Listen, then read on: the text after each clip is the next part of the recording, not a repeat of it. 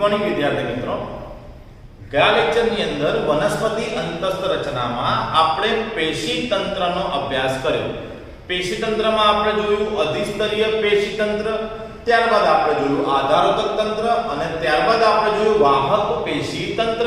હવે આ તંત્ર જે છે મૂળ, પ્રકાંડ અને પર્ણની અંદર કઈ રીતે ગોઠવાયેલા હોય તેનો આપણે અભ્યાસ કરવાનો છે.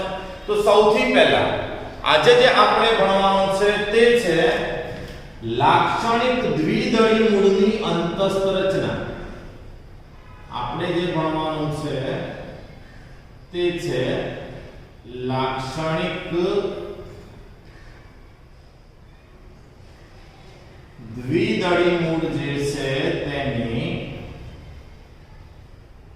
અંતસ્થ રચના.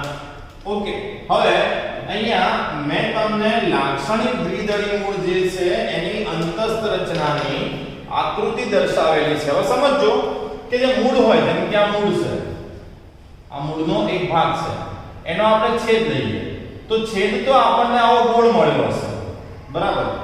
આ મૂળ છે, એનો છેદ આપણને ગોળ મળ્યો હશે. મતલબ આની આખી આકૃતિ તમે આમ જોવા જાવ તો આખી રાઉન્ડ શેપમાં છે, પણ એ રાઉન્ડમાંથી આપણે તમને આવી રીતે એક ચોક્કસ ટુકડો અલગ કરીને સમજાવી રહ્યા છે. આ રીતે પડી એટલે આટલો જ ભાગ આપણે આકૃતિમાં લઈ રહ્યા છે. બાકી એવું મગજમાં રાખવું કે આ સળંગ આવી ગોળ આકૃતિ છે. તો જોઈએ આપણે દ્વિદળી મૂળ જે છે એની અંતસ્થ રચના. લાક્ષણિક દ્વિદળી મૂળ ભણવા માટે આપણે વનસ્પતિ તરીકે સૂર્યમુખી પસંદ કરી છે, એટલે કે અહીંયા આપણે સૂર્યમુખીનું મૂળ જે છે એની અંતસ્થ રચના સમજીશું. હવે આગળ જેમ ભણી ગયા એમ જ કોઈપણની અંતસ્થ રચના સમજવા માટે સૌથી ઉપરની તરફ સમજાવવાનું આવે એનું કયું તંત્ર? તો અધિસ્તરીય પેશી તંત્ર. હવે તમને આગળ મૂળનું અધિસ્તર, આગળ જે આપણે અધિસ્તરીય પેશી તંત્ર ભણ્યા, જો એ તમને યાદ હોય તો એના આધારે તમે આ મૂળનું જે સૌથી ઉપરનું સ્તર છે, રેડ કલરનું આપણે બતાવ્યું છે, અધિસ્તર છે. હજુ અધિસ્તરીય તંત્ર આપણે સમજાવીએ તો અધિસ્તરીય પેશી તંત્ર એટલે કે આ સૌથી ઉપરનું પેશી તંત્ર છે. અધિસ્તરીય પેશી તંત્ર સૌથી ઉપરની તરફ હોય, બરાબર. તે સિવાય અધિસ્તરીય પેશી તંત્ર કેવું હોય? તો એક સ્તરીય હોય. શેમાં? મૂળની અંદર. બીજું આપણે પહેલા બહિરુદ્ભેદ સર્જાય તો અહીંયા અધિસ્તરમાંથી ઉદ્ભવેલા બહિરુદ્ભેદ કે જેને આપણે મૂળરોન કહીએ છીએ. તો એક કોષીય મૂળરોન સર્જાય. એક કોષીય મૂળરોન સર્જાય. બીજું ક્યુટિકલ હાજર હોય મૂળની અંદર તો ના, આપણે ભણી ગયા કે ક્યુટિકલ વિહીન હોય, બરાબર. અધિસ્તરીય પેશી તંત્ર જે છે એનું મૂળ તંત્રની અંદર જે અધિસ્તરીય તંત્ર છે એ મૂળમાં શું કામ કરે? તો પાણી અને ખનિજ જે છે એનું શોષણ કરશે. પાણી અને ખનિજનું શું કરશે? શોષણ કરશે. ચલો, ઓકે, આટલી વસ્તુ. બીજું વાયુરંધ્ર હાજર હોય તો અહીંયા વાયુરંધ્ર ગેરહાજર હોય એવું આપણે આગળ ભણી ગયા છે. મૂળના અધિસ્તરમાં આપણને વાયુરંધ્ર જોવા મળતા નથી. તો આ બધું અધિસ્તરીય પેશી તંત્ર સૌથી ઉપરની તરફ હોય, એક સ્તરીય હોય, એક કોષીય મૂળરોન સર્જાય. સપાટી પર ક્યુટિકલ નથી એટલે ક્યુટિકલ વિહીન છે, પાણી અને ખનિજનું શોષણ કરે. વાયુરંધ્ર જે છે એ ગેરહાજર હોય. હવે અધિસ્તરીય પેશી તંત્ર જે છે એના પછી બીજું આપણે આવ્યા આધારોતક પેશી તંત્ર. તો આધારોતક પેશી તંત્રની અંદર આપણે એવું ભણ્યા હતા કે મૂળ અને પ્રકાંડનું આધારોતક પેશી તંત્ર એ 5 ભાગમાં વહેંચાયેલું હોય, બરાબર. એ 5 ભાગ કયા હતા? સૌથી પહેલો ભાગ જેનું નામ આપણે આપ્યું હતું અધસ્તર. તો આકૃતિમાં અહીંયા જે બ્લેક કલરનો વિસ્તાર આપણે દર્શાવ્યો છે, આ વાળા કોષો અધિસ્તરની એક્ઝેક્ટલી નીચે છે, એ છે અધસ્તર. ઓકે, તો અધસ્તર જે છે એ ક્યાં આવેલું હોય? તો અધસ્તર જે છે એ અધિસ્તરની નીચે આપણને જોવા મળે. અધસ્તર જે છે એ આપણને અધિસ્તરની નીચે જોવા મળે. ઓકે, સામાન્યતઃ 2 થી 5 સ્તરોનું બનેલું હોય. એના કરતા વધારે સ્તર અહીંયા જોવા મળે નહીં. આપણે પણ 3 સ્તર જે છે એ દર્શાવેલા છે. હવે અધસ્તર પછી અધસ્તરની નીચે નીચે શું આવશે? તમને યાદ હોવું જોઈએ, આપણે ભણ્યા હતા કે બાહ્યક આવે. બરાબર, અને બાહ્યક એ આધારોતકનો મુખ્ય વિસ્તાર નહીં કહેવાય. તો અહીંયા શું લખીશું આપણે કે બાહ્યક જે છે એ આધારોતક પેશી તંત્રનો મુખ્ય ભાગ છે. બીજું, બાહ્યક કયા કોષોનું બનેલું? તો યાદ હોવું જોઈએ બધાને. તો બાહ્યક જે છે આપણે આગળ ભણી ગયા હતા કે મૃદુતક કોષોનું બનેલું હોય. બાહ્યક જે છે એ શાનું બનેલું હોય? મૃદુતક કોષોનું બનેલું હોય. ત્યારબાદ બાહ્યક બહુ સ્તરીય, આપણે બહુ બધા સ્તર દર્શાવેલા. આ આખો જે બ્લુ કલરનો ભાગ છે આ બાહ્યક જ છે. ઓકે, એટલે બાહ્યક કેવું હોય? તો બાહ્યક જે છે એ બહુસ્તરીય હોય. હવે બાહ્યક પછીનો વિસ્તાર અંતઃસ્તર કહેવાય. આ રેડ કલરનો જે વિસ્તાર છે ધ્યાનથી જુઓ તો આ રેડ કલરનો વિસ્તાર જે છે એ અંતઃસ્તર છે. ઓકે, તો ત્રીજો વિસ્તાર છે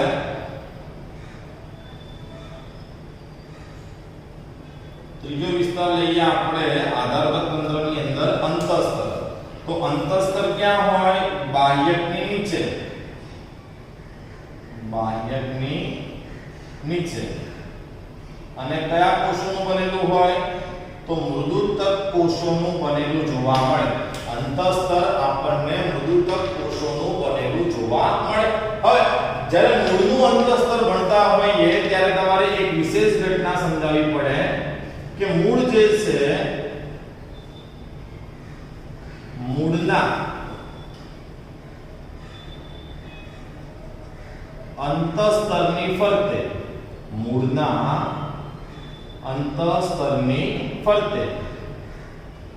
સ્યુબેરીન અને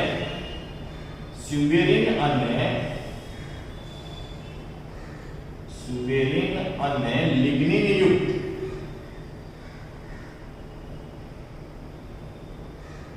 દીવાલ જેવી રચના જોવા મળે, જેને કાસ્કેડિંગ પટ્ટી કહે છે. એટલે કે મૂળના અંતઃસ્તરની ફરતે સ્યુબેરીન અને લિગ્નિન યુક્ત કાસ્કેડિંગ પટ્ટી આવેલી હોય, જે પાણી માટે અપ્રવેશશીલ છે. મતલબ મૂળ દ્વારા પાણીનું શોષણ થાય એટલે પાણી અધિક સ્તરમાંથી ને અધર સ્તરમાં આવ્યું, બાહ્યકમાં આવ્યું. પણ જ્યારે અંતઃસ્તર પાસે પહોંચે તો અહીંયા અંતઃસ્તર જે છે એમાં અહીંયા ફરતે લિગ્નિન અને સ્યુબેરીનનું આવરણ ધરાવતી કાસ્કેડિંગ પટ્ટી હોય. એટલે ત્યાંથી પાણી આગળ વધી શકતું નથી.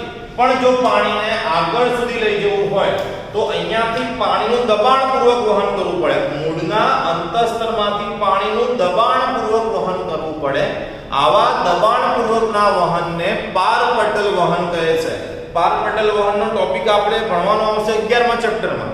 પણ આ કાસ્કેડિંગ પટ્ટી વાળો મુદ્દો અહીંયા લખવું આપણે જરૂરી છે કે અંતઃસ્તરની ફરતે લિગ્નિન અને સ્યુબેરીન યુક્ત આવરણ આવેલું હોય એને કાસ્કેડિંગ પટ્ટી કહેવાય, જે પાણી માટે કેવું છે? અપ્રવેશશીલ છે.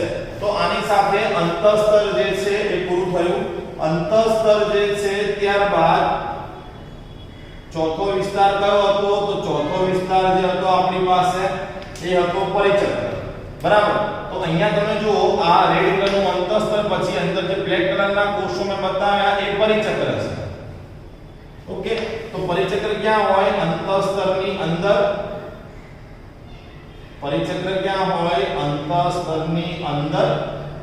અને કયા કોષોનું બનેલું હોય? તો આપણે એવું ભણ્યા હતા કે મૂળમાં મૃદુતક કોષોનું હોય. આ જો પ્રકાંડ હોય તો પ્રકાંડમાં જડોતક કોષોનું બનેલું હોય એવું આપણે આગળ ભણ્યા છે. એટલે કે પરિચક્ર મૂળમાં કયા કોષો જોવા? મૃદુતક કોષોનું જોવા મળે. તો આ ચોથો ભાગ બી પતી ગયો. સૌથી છેલ્લો ભાગ આવેલો જે આપણે અંદર બતાવ્યો છે, આનું નામ છે મજ્જા. એટલે પાંચમો અને અંતિમ વિસ્તાર અહીંયા આપણે દર્શાવી દઈએ. પાંચમો અને અંતિમ વિસ્તાર જે છે એ કયો છે? મજ્જા. મજ્જા અથવા તો એને ગર પ્રદેશ તરીકે પણ ઓળખવામાં આવે. મજ્જા અથવા તો એને શું કહેવામાં આવે? ગર પ્રદેશ પણ કહેવાય. જે સૌથી અંદરનો વિસ્તાર છે, જે સૌથી અંદરનો વિસ્તાર છે. અને મજ્જા જે છે એ પણ હંમેશા મૃદુતક કોષોનો જ બનેલો હોય. મજ્જા પણ હંમેશા મૃદુતક કોષોનો જ બનેલો જોવા મળે છે. તો આધારતક તંત્રની અંદર આપણે સમજાયું અધસ્તર, બાહ્ય, અંતસ્તર, પરિચક્ર અને મજ્જા. આની સાથે અધિસ્તરીય પેશતંત્ર આવી ગયું, આધારોતક આવી ગયું. હવે કયું બાકી રહ્યું? તો હવે માત્ર ને માત્ર બાકી રહી છે વાહક પેશી તંત્ર. હવે જે પેશી તંત્ર બાકી રહી છે એ છે વાહક પેશી તંત્ર. આપણે એવું ભણી ગયા કે વાહક પેશી તંત્રમાં વાહક પેશી આવેલી હોય, જલવાહક અને અન્નવાહક, અને એને સંયુક્ત રીતે આપણે વાહિકુલ કહ્યું હતું. તો એ લખી દઈએ કે વાહક તંત્ર જે છે, વાહક તંત્ર એ વાહિકુલોનું બનેલું હોય. વાહક તંત્ર એ શાનું બનેલું હોય?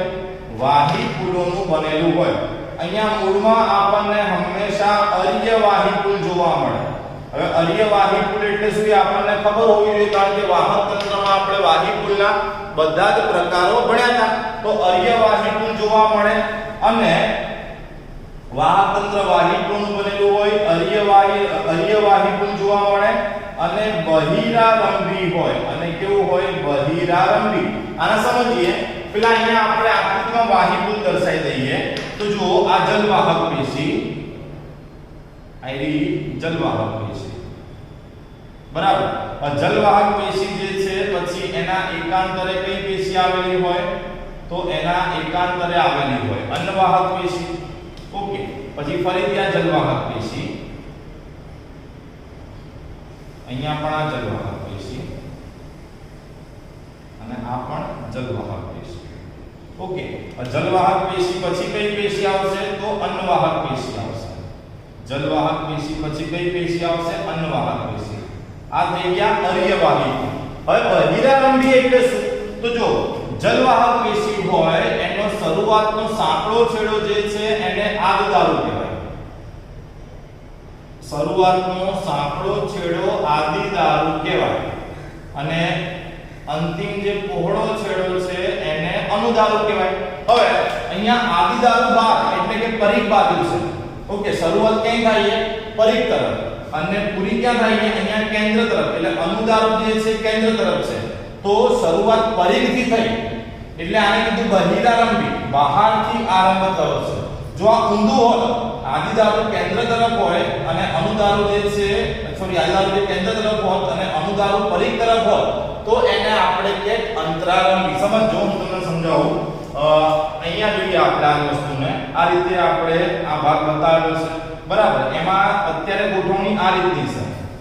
આ રીતની મતલબ શરૂઆતનો સાંકડો ભાગ ઉપર છે અને પહોળો ભાગ નીચે છે. તો આ થઈ ગયું બહિરારંભી.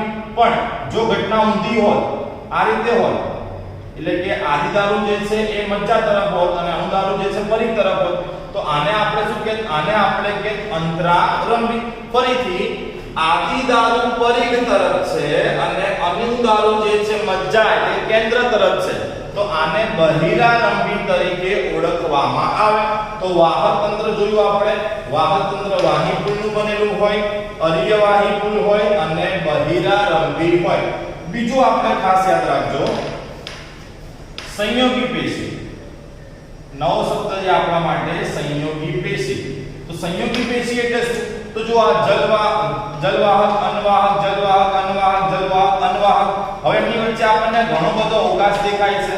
તો જ્યાં અવકાશ છે, આ અવકાશની અંદર મૃદુતક પેશી ગોઠવાયેલી હોય. આ રીતે આજે તમને અવકાશ દેખાયેલો છે, આ અવકાશની અંદર મૃદુતક પેશી આવેલી હોય, અને આ મૃદુતક પેશી જે છે એને સંયોગી પેશી તરીકે ઓળખવામાં આવે.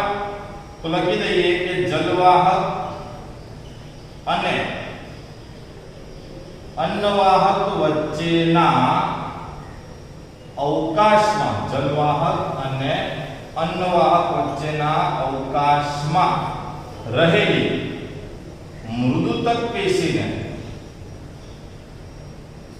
સંયોગી પેશી તરીકે ઓળખવામાં આવે છે. તો અહીંયા જે મૃદક પેશી જોવા મળે એને સંયોગી પેશી તરીકે ઓળખવામાં આવે. તો આ જે છે એ આપણે આખું જે છે દ્વિદળીય મૂળ સમજાવ્યું. કદાચ બુક કરતા આપણું લખાણ વધારે હશે, ડિટેલમાં હશે, પણ આ તમે સરળતાથી સમજી શકશો. જો આગળની 3 થિયરી તમે શાંતિથી ભણ્યા છો, અધિસ્તર, આવર્તક અને વાહક, તો આગળના અધિસ્તરને આધારે જ આ લખ્યું છે. સૌથી ઉપરનું સ્તર અધિસ્તરીય કહેવાય, એક સ્તરીય હોય. મૂળની વાત ચાલે છે તો મૂળમાંથી ઉદ્ભવતા બહિર્ગત શું કહેવાય? મૂળરોમ કેવા હોય? મૂળરોમ તો એક કોષીય હોય. શું કાર્ય કરે? પાણી અને ખનિજનું શોષણ કરે. અધિસ્તર ઉપર ક્યુટિકલ હોય કે ના હોય તો આપણે ભણ્યા કે મૂળમાં ક્યુટિકલ ગેરહાજર છે. વાયુરંધ્ર હોય કે ના હોય તો આપણે એવું ભણ્યા કે વાયુરંધ્ર મૂળની અંદર ગેરહાજર છે. તો આટલા મુદ્દા મેં અધિસ્તરમાં લખી દીધા. હવે વાત કરીએ આધારતત્વ. તો કેટલા ભાગમાં વહેંચાયેલું હોય? 5. અધિસ્તર નીચે આવેલું હોય અધસ્તર, પછી બાહ્યક જે છે બહુસ્તરીય હોય, મૃદક કોષોનું બનેલું હોય, અને આધારતત્વનો મુખ્ય વિસ્તાર કહેવાય. ત્યારબાદ આવે અંતસ્તર બાહ્યક નીચે આવેલું હોય, મૃદક કોષોનું બનેલું હોય. અહીંયા મૂળની અંદર ખાલી આપણે એક મુદ્દો પ્લસ શું કર્યો કે અંતસ્તરની ફરતે બેરિંગયુક્ત કાસ્પેરિન પટ્ટી આવેલી હોય જે પાણી માટે અપ્રવેશશીલ હોય. અહીંથી જો પાણીનું વહન કરવું હોય તો દબાણપૂર્વક વહન કરવું પડે. આવા વહનને પારપટલ વહન કહેવાય. મેં અહીંયા પારપટલ વહનની વ્યાખ્યા લખી નથી, ખાલી ઓરલી હું બોલી ગયો છું, કેમ કે આપણે 11મા ચેપ્ટરમાં પારપટલ વહનને ફરીથી એકવાર ડિટેલમાં સમજવાનું છે. અહીંયા અગત્યનો મુદ્દો કાસ્પેરિન પટ્ટી છે, પારપટલ વહન નહીં, એટલે પારપટલ વહન લખ્યું નથી.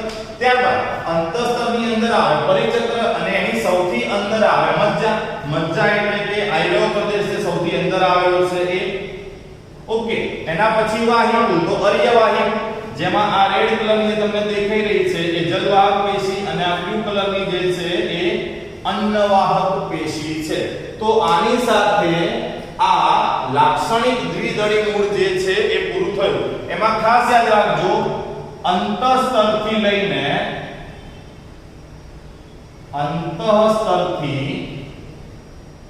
મજ્જા સુધીનો વિસ્તાર, અંતઃસ્તરથી શરૂ કરો તો મજ્જા સુધી આવો ત્યાં સુધીનો વિસ્તાર જે છે એને મધ્યરંભ તરીકે ઓળખવામાં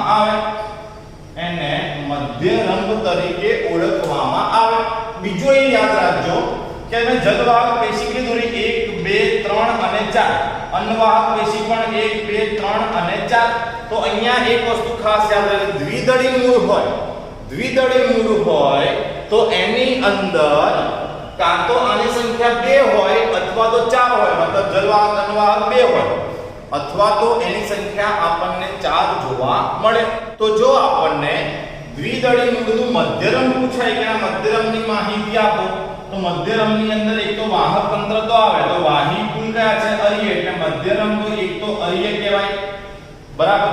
બીજું જલવાહક અન્નવાહક એકાંતરિક, એટલે કે વારાફરતી ગોઠવાયેલા, એટલે અર્ય પછી એકાંતરિક કહેવાય. અને લાસ્ટમાં આની સંખ્યા જલવાહક અને અન્નવાહકની સંખ્યા 2 હોય અથવા 4 હોય, મતલબ કે અહીંયા લખી શકાય કે યા તો દ્વિસૂત્રી હોય અથવા તો ચતુસૂત્રી જોવા મળે. મધ્યરંભ, અર્ય, એકાંતરિક, દ્વિસૂત્રી અથવા ચતુસૂત્રી. જલવાહક અન્નવાહક બેની સંખ્યામાં હોય તો દ્વિસૂત્રી, આપણે દોર્યા 4 ની સંખ્યામાં, એટલે આને કહેવામાં આવે ચતુસૂત્રી.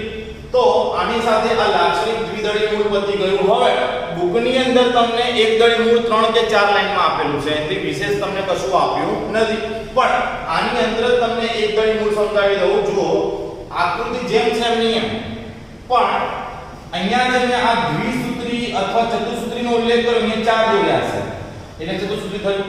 પણ એકદળી મૂળ હોય તો એકદળી મૂળ બહુસૂત્રી હોય, એટલે તમારે અહીંયા આ જલવાહક પેશી 4 કરતા વધારે દોરી દેવાની, અન્નવાહક 4 કરતા વધારે દોરી દેવાની, એટલે ચતુસૂત્રીની જગ્યા ઉપર કેવું થઈ જશે? બહુસૂત્રી થઈ જશે. બાકી એકદળી મૂળથી સમજાવતા હોય તો અધિસ્તર તો એમનું એમ જ રહેશે. આધારતત્વના વિસ્તારથી તમારે એમ લખવાના છે.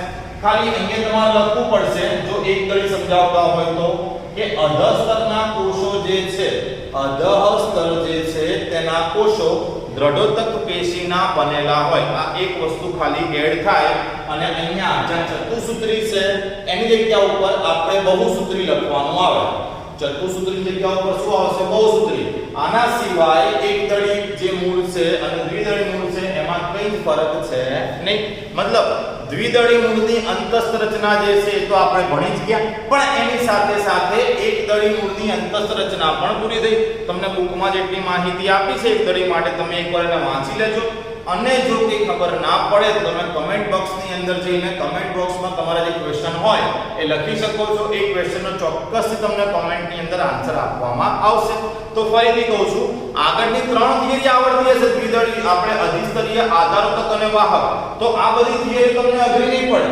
પણ જો આગળની થિયરી તમને નથી આવડતી 3, તો આ બધી થિયરીઓ પછી તમારે કમ્પલસરી વાંચવી પડશે, ગોખવી પડશે. ને ગોખવામાં હું નથી માનતો, અને હું એવી આશા રાખું કે તમે લોકો પણ ગોખવામાં ન માનો અને ટોપિક જે છે એને સમજીને પદ્ધતિસર તૈયાર કરવાનો પ્રયત્ન કરો. તો ફાયદો એ થશે કે ગમે તે પ્રકારનો એમસીક્યુ, ગમે તેવો એમસીક્યુ આવી ગયો એક્ઝામમાં આના રિલેટેડ, તો તમે આરામથી એને સોલ્વ કરી શકશો. તો આની સાથે આજે આપણે દ્વિદળી મૂળ પૂરું કર્યું, એની સાથે આપણે એકદળી મૂળ બી પૂરું કર્યું. હવે દ્વિદળી પ્રકાર, એકદળી પ્રકાર ભણવાનું છે, જેનો આપણે આવતા લેક્ચર